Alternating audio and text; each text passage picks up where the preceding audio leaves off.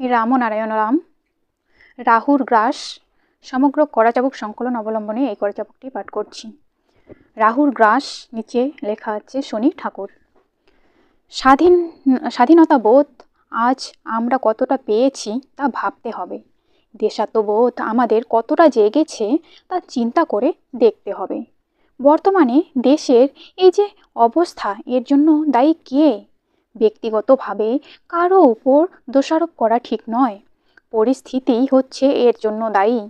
দেশের পরিবেশ বা পরিস্থিতি সামগ্রিকভাবে আমাদের এখানে এমন কোনো প্রভাব বিস্তার করতে পারেনি যার ফলে আমরা বলতে পারি যে আমরা স্বাধীন হয়েছি। আমাদের বাস্তব জীবনে চলার পথে যে দেশাত্মবোধ থাকা দরকার, নেতাজির জীবনে তা পুরোপুরি দেখা যায়। নেতাজির মাঝে আমরা সত্যিকারের দেশাত্মবোধের সাড়া পেয়েছিলাম। নেতাজির আদর্শ অনুসরণ করা তাই আমাদের দরকার। তার উপর শ্রদ্ধা রাখা, তার আদর্শ, আদেশ ও নির্দেশ মেনে চলাই হচ্ছে আমাদের একমাত্র কাজ।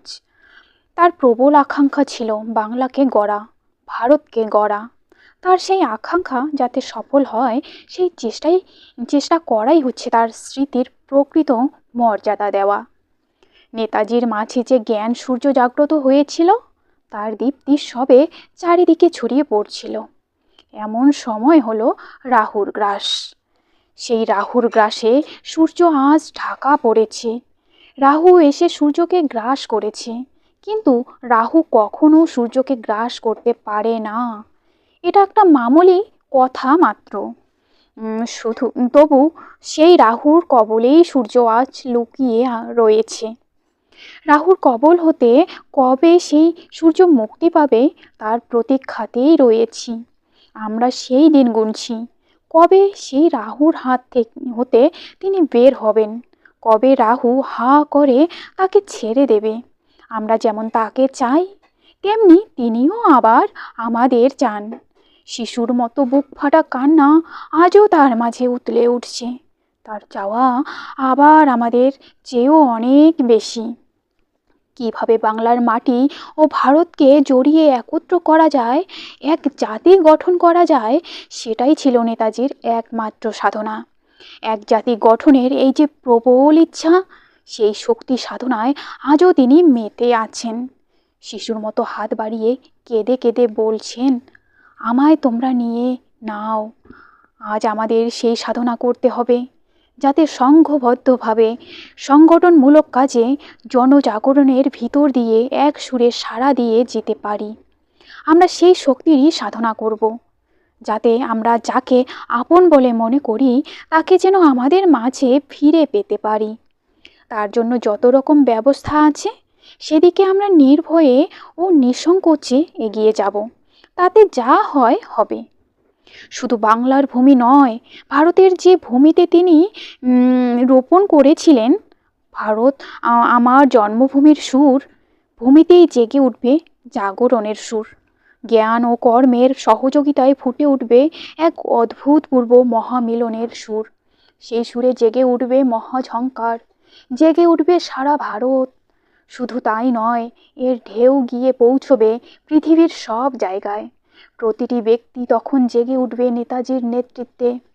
সেই সুর যখন সবার মাঝে জেগে উঠবে, তখন প্রতি ঘরে ঘরে হনুমানের শক্তি, মহাবীরের শক্তি জেগে উঠবে। কর্মী নেতাজি মহাবীরের শক্তি নিয়ে ওত পেতে আছেন বাংলার ভূমিতে, ভারতের ভূমিতে লাফিয়ে পড়ার অপেক্ষায়। সব কিছু দেখে ও বুঝে ও চুপ করে মাথা নত করে বসে থাকা ছাড়া আজ তার উপায় নেই বলেই অপেক্ষা করছেন। তাই জনগণ সবাই যাতে জেগে উঠতে পারে, সংঘবদ্ধ হতে পারে, তারই জন্য আমাদের যত্নবান হওয়া আবশ্যক। অযথা অবান্তর কথায় না গিয়ে কর্মের ভিতর দিয়ে আমাদের এগিয়ে যেতে হবে। শুধু কথায় সময় নষ্ট না করে, গল্পগুচ্ছের মতো গল্প না করে, বাংলার ও ভারতের সবাইকে বিনা দ্বিধায় ও বিনা সংকোচে একত্র হতে হবে, সংঘবদ্ধ হতে হবে। সমস্ত দলাদলি ভুলে একমুখী হয়ে স্বাধীন চিন্তার সুর নিয়ে একত্র হতে হবে। একই ভূগর্ভের সন্তান আমরা, তাই কিছু মাত্র হিংসা দেশ থাকবে না আমাদের মাঝে। থাকবে শুধু মহামিলনের সুর, একত্রিত ও সম্মিলিত হবার সুর। কোনো দ্বিধা বা সংকোচ থাকবে না, থাকবে শুধু একত্বের সুর, মমতার সুর। আমরা সেই গান সেই তালেই বাজাবো এই মহাবীণা যন্ত্রে। যে মহামন্ত্র আমরা পেয়েছি জন্মগত সুরে, একই জ্ঞান একই প্রেম যা আমরা পেয়েছি তা দিয়েই আমরা জানিয়ে দেব সেই আদি শক্তির কথা। এই বাস্তব ভূমির উপর জানিয়ে দেব সেই আদি সুরের শক্তির কথা। সেই কথায় আছে বাস্তব সুর ও বাস্তব জ্ঞান, আছে অনন্ত মহাসুরের ছন্দ। সেই ছন্দের বন্দনাতেই আমরা এগিয়ে যাচ্ছি, যে বন্দনায় রয়েছে বন্দে মাতরম, যে বন্দনায় রয়েছে আত্মোৎসর্গ। দেশাত্মবোধের অনুপ্রেরণায় কত শত কর্মী গেয়েছেন এই বন্দে মাতরম, উৎসর্গ করেছেন কত মহৎ প্রাণ। আজ তারা কোথায়? ভারত ও বাংলাকে স্বাধীন করার প্রচেষ্টাতে যারা চিরতরে চিরনিদ্রায় অভিভূত, তাদের সবাইকে স্মরণ করে সকল কর্মীর প্রতি শ্রদ্ধা জানালেই হবে নেতাজির প্রতি যথার্থ শ্রদ্ধা জ্ঞাপন। আজ ভারতভূমির উপর যারা নেতৃত্ব করছেন, তাদের বাণী আমরা যেভাবে পালন করে যাচ্ছি, তাতে কোথাও শান্তি আসবে না। কেবলই চলছে মারামারি কাটাকাটি। এই ভারতের বুকের উপর দিয়ে কত মহান নেতা চলে যাচ্ছেন, কিন্তু কোনো সমস্যারই কেউ সত্যিকারের সমাধান করতে পারেননি। এমন কিছু করতে পারেননি যাতে করে আমরা জনগণ চির সমাধানের নির্দেশ পেতে পারি। তাই আমরা আজ তারই অনুসরণ করতে চাই, তাকেই আহ্বান করছি। যার গান আকাশে বাতাসে মিশে আছে, শান্তির পথের তিনিই আমাদের একমাত্র বন্ধু, তার নেতৃত্বই আমাদের একমাত্র কাম্য। অনেক বড় বড় নেতার কথাই শুনেছি, কিন্তু তাদের নির্দিষ্ট পথে এগিয়ে গিয়ে শেষে যখন বৈতরণী পার হবার আশায় ষাঁড়ের লেজ ধরে বসি, তখন দেখি বন্ধু আমাদের আরও গভীর জঙ্গলের দিকে, গভীর সমস্যার দিকে এগিয়ে নিয়ে যাচ্ছে। কিন্তু আজ আমরা যে ব্যক্তির কথা স্মরণ করছি, সেই সুভাষের সুবাস অনন্ত জগতে মিশে আছে। নামটির সাথে যার কাজটি একত্র হয়ে একাকার হয়ে গেছে, সেই তো সত্যিকারের নেতা, যার সুবাসে সবাই আমরা সুবাসিত হয়ে আছি।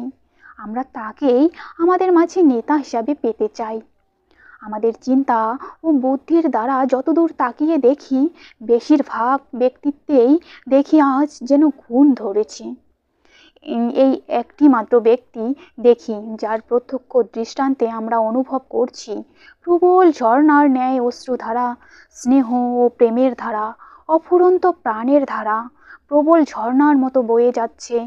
সেই অশ্রুধারা, ধারাগুলো ধারাবাহিক বয়ে যাচ্ছে এই ধারাতেই তার সেই মহামিলনের সুরের প্রকাশ।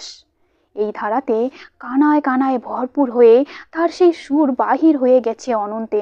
যার বার্তা বহের সুর আকাশে বাতাসে পাহাড়ে পর্বতে সবখানে, সেই নেতাজিকেই তাই আমরা পেতে চাই, আনতে চাই, জানতে চাই।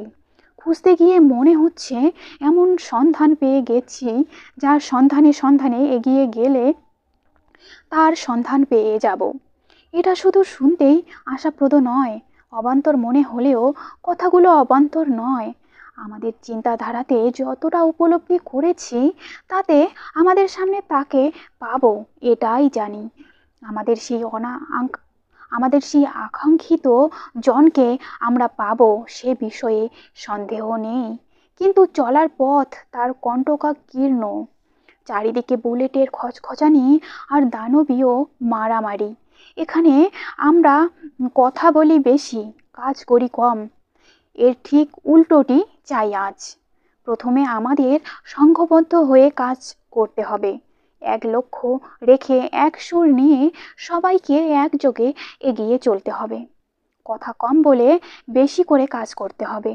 সেদিন কৃষ্ণকে যেমন কংসের অত্যাচার হতে বসুদেব রক্ষা করেছিলেন বলেই রক্ষা পেয়েছিলেন, তেমনি করে আমাদেরও বুদ্ধিরূপী শৃগালের নির্দিষ্ট পথে বাসুদেবের বসুধারাকে মাথায় রেখে অনন্তনাগকে স্মরণ করে এগিয়ে যেতে হবে।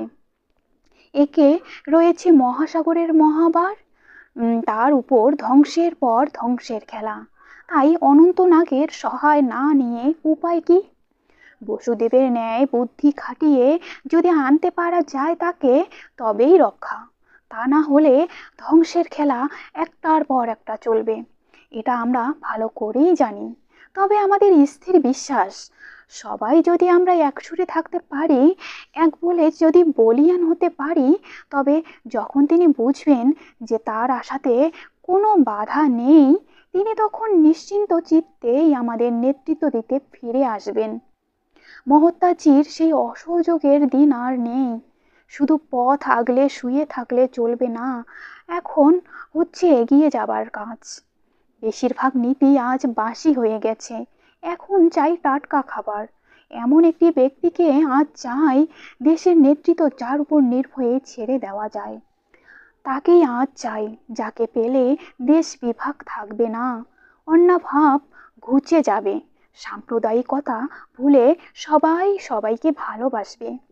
সেই একটি হলো ব্যক্তি, যার ব্যক্তিত্ব ও নেতৃত্বে দেশের ক্ষত অঙ্গ আবার জোড়া লাগবে। চাউলের মূল্য সাধারণের নাগালের মাঝে ফিরে আসবে।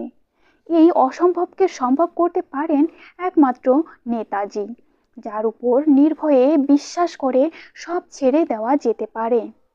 সেই দিনের অপেক্ষাতেই আছি, যেদিন জনগণ তার প্রভাবে নিঃস্বার্থভাবে সত্যিকারের দেশের কল্যাণে ঝাঁপিয়ে পড়বে। সঞ্চয় বুদ্ধি আছে বলেই সব কিছুর দামই আজ গগনচুম্বী। সঞ্চয় বুদ্ধির ক্যাপিটাল নিয়ে আজ যে সব ক্যাপিটালিস্ট বসে আছেন, নেতাজির নেতৃত্বে সেদিন সেই সঞ্চয় বুদ্ধি আর তাদের থাকবে না। সবাই জেগে উঠবে সত্যিকারের দেশাত্মবোধে। তপ্ত বালুতে ধান যেন ফুটফাট করে ফুটতে থাকবে। সেদিনের আজ আর বেশি দেরি নেই বলেই আভাস পাওয়া যাচ্ছে। সমাপ্ত এখানে। রামনারায়ণ রাম।